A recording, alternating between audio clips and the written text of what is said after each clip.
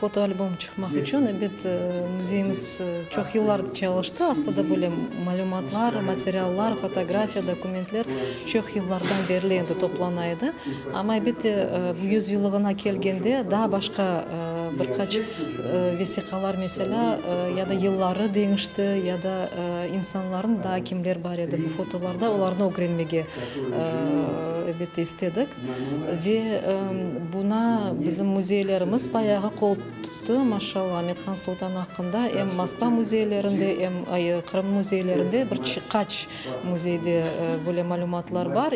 Bu mesela albomga 5 muzeyden malumat kırdı. Bu fotoğrafyalar ve dokumentler hakkında biraz daha tekrar daha tafsilatlı malumat koşmaya tırıştık.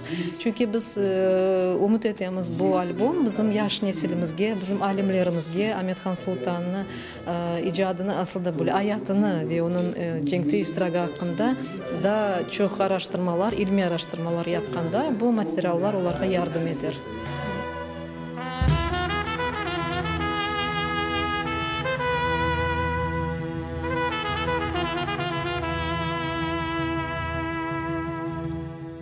В книге появились 7 основных разделов. С детства это родительский дом,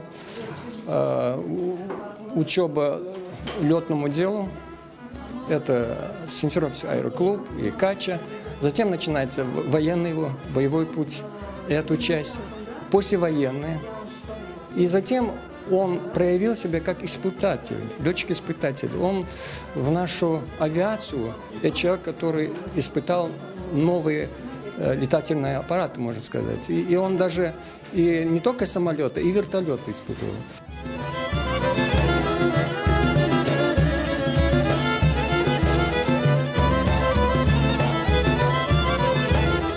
Ahmetхан Султан с первых дней, как только началось это инициативное движение возвращения крымских татар, он был в первых рядах и всегда действительно, ну, скажем так, вкладывал всю силу, душу в то, чтобы его народ был оправдан и вернулся на свою родину.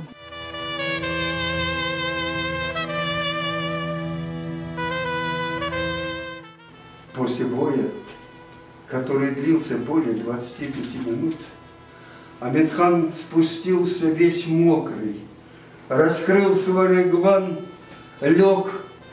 Какой он лев, да он самый настоящий дьявол. А в этот момент приземляется командир полка Шестаков. Подходит к Ahmetхану: ох, Ахмед, не завидую я тому немцу, которому ты войдешь в хвост.